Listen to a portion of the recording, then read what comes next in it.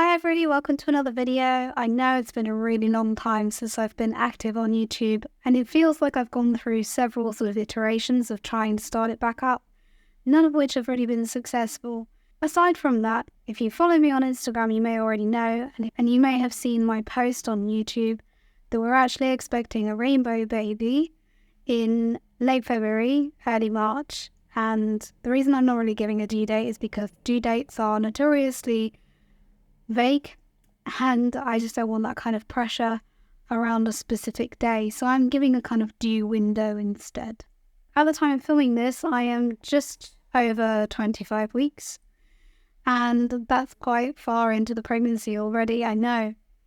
It was a surprise. We weren't necessarily planning to have another baby, but we had and ahed a lot about, would we? And honestly, I don't think I ever would have felt ready. So for this to happen by accident, essentially, was actually kind of perfect. And it's been a real kind of like roller coaster of emotions, as many pregnancies are. Initially, from me, I panicked because it wasn't necessarily what I was planning for, wasn't necessarily what I wanted. And a lot of my fear really, I just needed to work through some bits and pieces that I had, some stories that I had in my head. I just decided that we were gonna carry on with the pregnancy because actually it just all felt a little bit too good of an opportunity to pass up. I'm really happy to say that the pregnancy so far has been really normal, and I've not had any worries or strange symptoms or anything. Not like with Ori's pregnancy where there were just problems from the beginning. And something that I have not disclosed is that in 2020, I also experienced an early miscarriage of another pregnancy. It was so early, it was maybe about 7 weeks or so. So I had that miscarriage in 2020, which was right in the middle of COVID. And so that was a very different kind of experience. It mostly happened at home and was kind of peaceful, actually. And I only went into the hospital afterwards to just make sure that everything had come away, which it more or less had. I found out about this pregnancy on Midsummer's Day, 21st of June, which is just a couple of days after Fox's birthday. It was his 6th birthday, and I was expecting to come on my period because I felt really tearful, overwhelmed, and just emotional. And so I was just expecting my period, and when it didn't come, it may have just been that I had like a feeling that maybe I could be pregnant. So we did the test, and sure enough, it was positive. And like I said in the beginning, it was a big shock. It wasn't necessarily what I had planned for, and I think that was the thing that made me feel most panicked, is that I didn't feel like I was in control. And then I worked through some stuff and I started to feel better. And yeah, this pregnancy has been really smooth so far with no difficulties, really. About 7 weeks. So I think I was about 5 weeks when I found out. And then about 7 weeks, I began to feel nauseated. I didn't really throw up, though, very much, maybe like 3 times. And most of the time, I just had this feeling of nausea, being nauseated, and just feeling a bit icky. And I just wanted very simple foods, salty foods mostly. And that all kind of subsided around 10 or 11 weeks, and I've been pretty smooth sailing ever since. Fatigue hit me like a bus. I was sleeping a lot, resting a lot in the beginning, and that took quite a long time to leave me. I know they often say it's the first trimester, and then it leaves and you feel better. But honestly, I've probably spent about half of the second trimester feeling absolutely knackered. I tackled some of that fatigue by taking a really good quality pregnancy vitamin, which I was taking folic acid and I was supplementing a few individual things.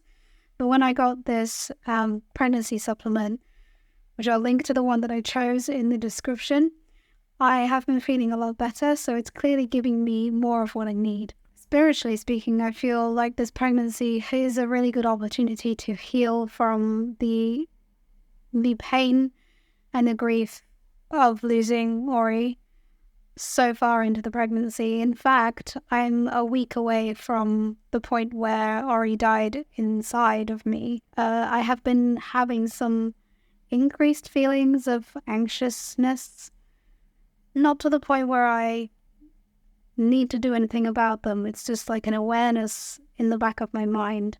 But I'm 25 weeks now and I feel good and the baby is great. This baby really likes to be very low down. It is very uncomfortable sometimes because of, just how much they move around. They've been head down for ages.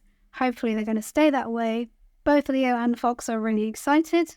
Obviously, Leo's a little grossed out because Leo knows exactly how babies are made now. Leo's 12 and so understands the processes that happen, and so is excited but also kind of grossed out because, ew, mom and dad, like, gross. But basically, both of them are very excited. John is really excited. I am excited, but I am also a very practical head person, and so I'm kind of like, I know that this is going to be hard as well, going right back to square one, postpartum, oh my god. Because of our experience of losing a baby, I have been offered some things which basically we've declined. After you've experienced a pregnancy loss in this country, they often suggest that you take aspirin from 12 weeks and basically for the duration of the pregnancy. I've decided not to do that because I didn't feel like the evidence really showed any improvement of outcomes, and I just didn't feel like it was necessary. So much of this pregnancy has been about me really trusting my intuition and my body, taking into account information that is available to me. The other thing we have been offered, but we've also declined, is the option to be part of a preterm birth clinic, which is where they check the cervix using ultrasound every few weeks to see if they can detect any changes in cervix that might be indicative of a premature labor. Again, that is something that we've declined. I just want peace. I want to be left alone. I want to feel into my intuition and trust it. I think that is my biggest regret that I have over Ori, is that I didn't trust my intuition when it was speaking to me, and the journey that I've been on in the nearly 5 years that it's been since we lost him has been about me really learning to trust myself and to trust my intuition. And so spiritually, this feels like an opportunity to really just lean into that and deepen my trust in myself even more. We are currently getting a couple of extra ultrasounds just because they wanted to track growth, because the baby's head seemed to be a little bit small at the 20-week scan, which I have not felt concerned by really at all, but I have gone along with the recommendation of having at least an extra 2 ultrasounds. We had one just a week ago or so, 24 weeks, and the head circumference is tracking nicely in the right direction with the right kind of growth velocity. Consultants are involved, but I have not had any face-to-face appointments with consultants, and I'm absolutely fine with that. In fact, I kind of requested, if possible, that I have minimal input from consultants because I don't find them helpful in my particular experience. This has been a wonderful opportunity for me to really feel confident and informed and knowledgeable and really stand up and speak up for what I want. And because it is my body and it is my baby and I get to choose. Obviously, having had 2 previous C-sections in this country, the recommendation is to have an elective cesarean section, but that is not something that I feel inclined to do. I'm well aware of the risks, and I have been told about them chapter and verse. I have a very unusual opportunity coming up where I'm actually going to be doing pantomime, which, if you don't know what pantomime is, I don't really know where it comes from, but it's a very, very British thing. It probably wasn't ours in the first place. We probably stole it from somewhere else. because that's what Britain did. But pantomime is basically a very silly style of theatre, usually aimed at families and young children, and we do it at Christmas time. And I'm going to be involved in the Southampton pantomime Snow White and the Seven Dwarfs all during December. So I have a very different experience coming up where I'm going to be pregnant and working, which is not something that I've had before. And I also have a part-time job. So I've been negotiating part-time work as well. And I'll be getting maternity leave for the first time in my life, which feels very different. So there are lots of things that are different about this pregnancy. There are lots of things that are very reassuring and I feel really confident about. And it has also just made me think about YouTube again. And I don't think I would do pregnancy updates in the way that I have done before, but I would still like to explore uploading videos about stuff, maybe to do with babies, but maybe to do with all sorts of things, and just see where that goes. Thank you for watching. If you have any comments, questions, obviously you know where to leave them. And if you haven't already, you can subscribe to my channel for more updates in the future.